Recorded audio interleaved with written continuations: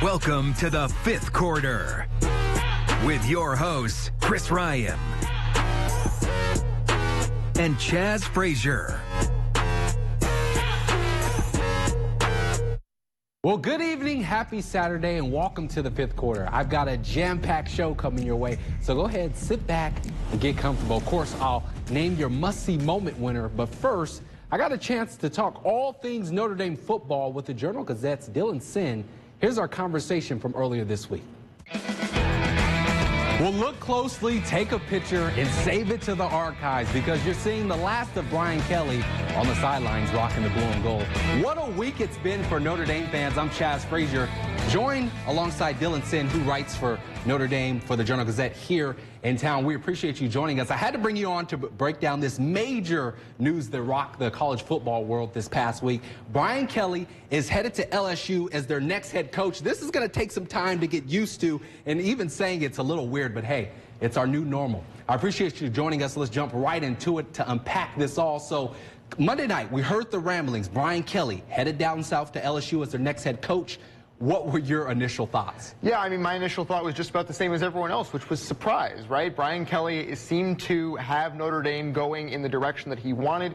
They'd won 10 games, 5 seasons in a row. He talked about taking that next step and winning a national championship, and he even said just a week earlier that it was going to take a fairy godmother with $250 million to get him out of South Bend. Turned out the number was closer to about $100 million, as we've seen in the last week. But yeah, he seemed to have Notre Dame going in the direction he wanted them to go, closer and closer to taking that next step. It turns out he wanted to take that next step somewhere else. All right, finally, we're moving forward now. Marcus Freeman, the current defensive coordinator, or some may say, according to many reports, he's at the 1-yard line of being hired as Notre Dame's next head coach. Do you like the move? Yeah, I think it was the only move, right? Jack Swarbrick said the process was going to be, he was going to take his time, right?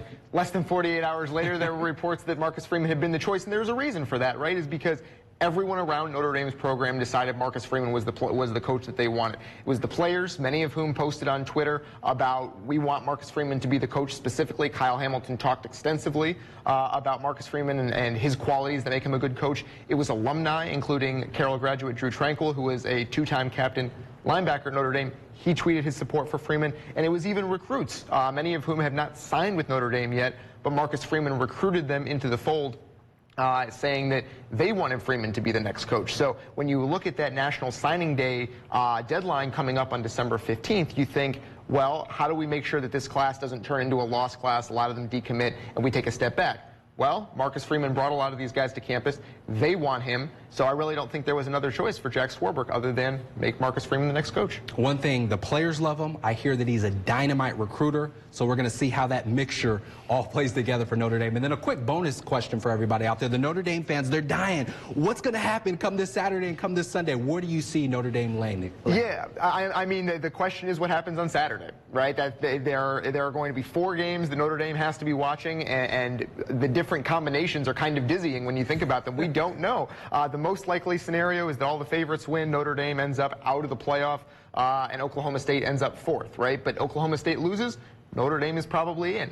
Michigan loses, Notre Dame is probably in. But of course, that depends on Georgia beating Alabama in both of those scenarios. So we really don't know, and it's a different position for Notre Dame not knowing, because in the BCS era, since 1998, every year Notre Dame has been undefeated, and we know they're in, or they've had 2+ losses, and we know they're out. This is the first year that we don't know, and it's an interesting position for the Irish as they scoreboard watch on Saturday. That was the Journal-Gazette's Sinn. We appreciate that conversation from earlier this week. Great insight from him. But hey, we're headed to the hardwood after the break for a full slate of college hoops. You want to stick around for those highlights coming your way.